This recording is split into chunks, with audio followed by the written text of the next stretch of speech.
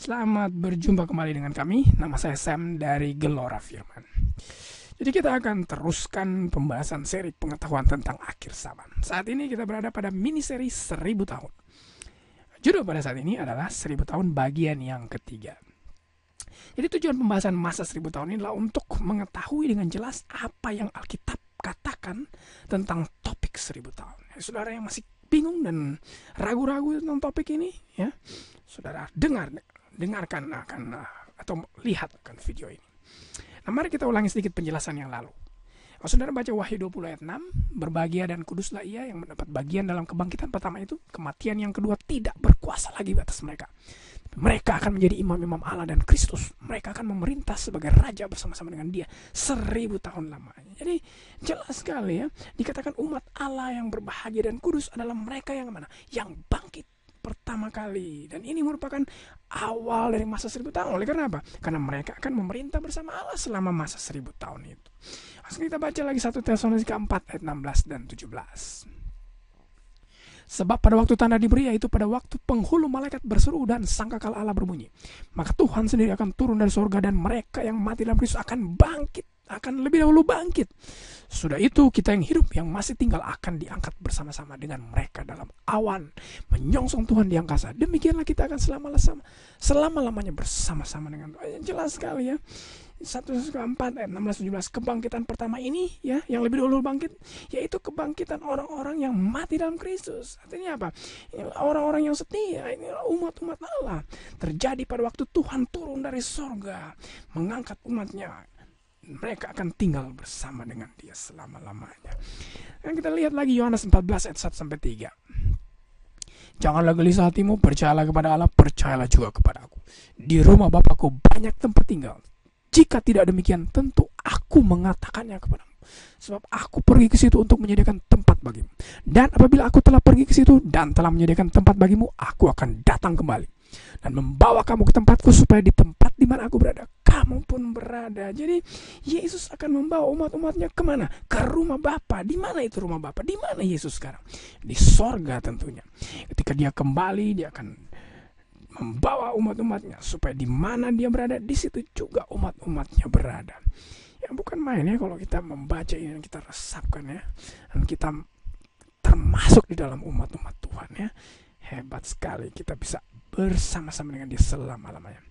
Jadi semua ini kan terjadi di awal daripada apa? Masa 1000 tahun, ya. Sudah baca baik-baik akan ayat-ayat tersebut tadi. Nah, ini topik yang akan kita bahas malam ini. Apa yang akan terjadi bagi mereka yang tidak terangkat, ya? Ya, kalau saudara ingat konsep left behind itu, mereka yang tidak terangkat, mereka akan mengalami masa penganiayaan 7 tahun, kemudian mereka akan diselamatkan lagi. Ya, itu sesuai dengan Alkitab, ya. Itu sebabnya kita pelajari akan topik ini, ya. 1 Tesalonika 4, 16 dan 17 yang kita sudah baca tadi, ya, itu ayat yang mengatakan tentang kedatangan Yesus pada kali yang kedua. Sudah baca 1 Tesalonika 5 ayat 2 dan 3. Karena kamu sendiri tahu benar bahwa hari Tuhan datang seperti pencuri pada malam. Apabila mereka mengatakan semuanya damai dan aman, maka tiba-tiba mereka ditimpa oleh kebinasaan, seperti seorang perempuan yang hamil ditimpa oleh sakit bersalin. Mereka pasti tidak akan luput. Jadi apa? Ada kelompok yang diangkat. Ini kan 1 Tesalonika 4 berurutan dengan 1 Tesalonika 5. Kalau 1 Tesalonika 4 mengatakan bahwa Yesus akan datang, dan ayat-ayat sebelumnya juga mengatakan bahwa ada kebangkitan bagi umat-umat Allah, 1 Tesalonika 5 ini mengupas tentang mereka yang apa? Kelompok yang akan ditimpa oleh kebinasaan. Jadi ada dua kelompok sini yang akan selamat dan yang akan binasa. Nah, bagaimana luasnya kebinasaan tersebut yang menimpa kepada orang-orang yang tidak dibangkitkan ini, ya, yang orang-orang yang jahat ini, ya. Saudara baca Lukas 17 ayat 26-30. Ini adalah perkataan Yesus sendiri.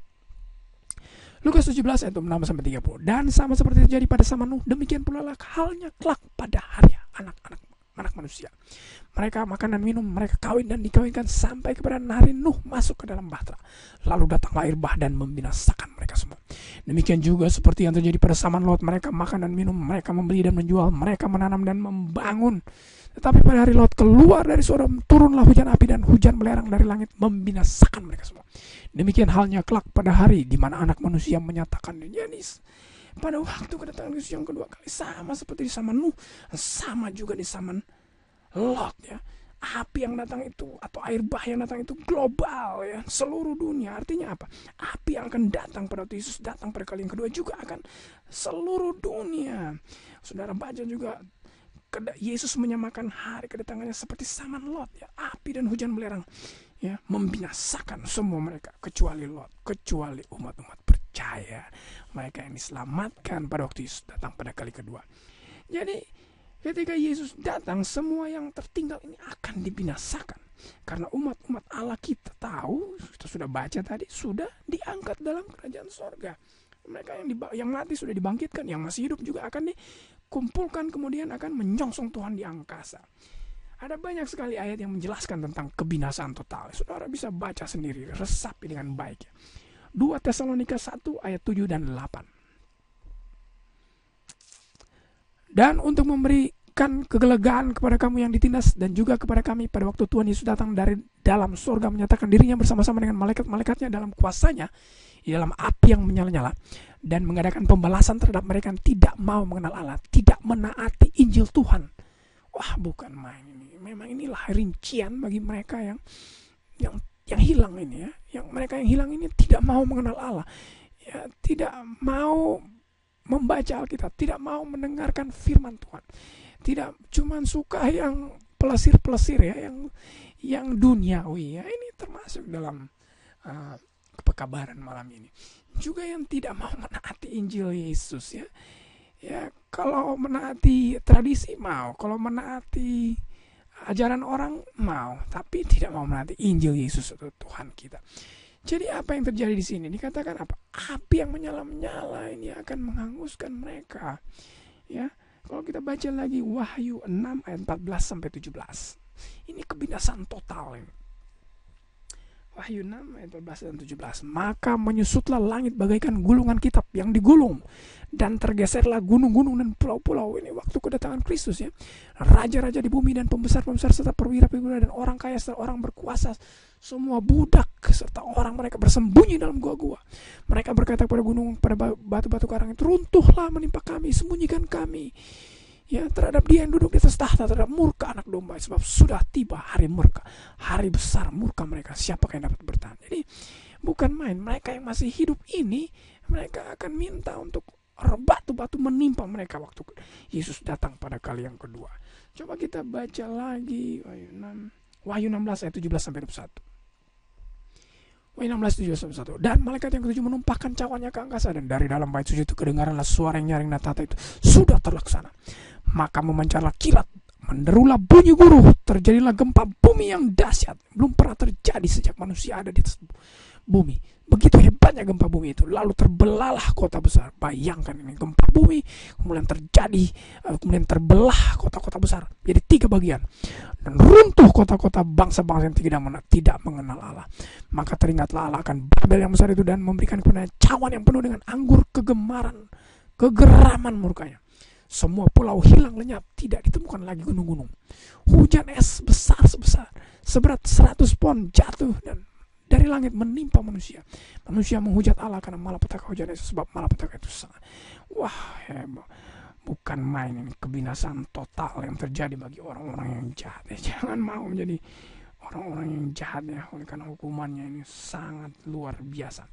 Coba kita lihat Wahyu 16 21 ya. Yeremia 4 ayat 23 sampai 26. Apa yang dikatakan oleh Yeremia tentang hari kedatangan Kristus? Yang penting sekali untuk kita lihat, ini nubuatan yang diberikan kepada Yeremia oleh Allah. Aku melihat kepada bumi ternyata campur baur dan kosong. Melihat kepada langit tidak ada terangnya. Aku melihat kepada gunung-gunung ternyata goncang.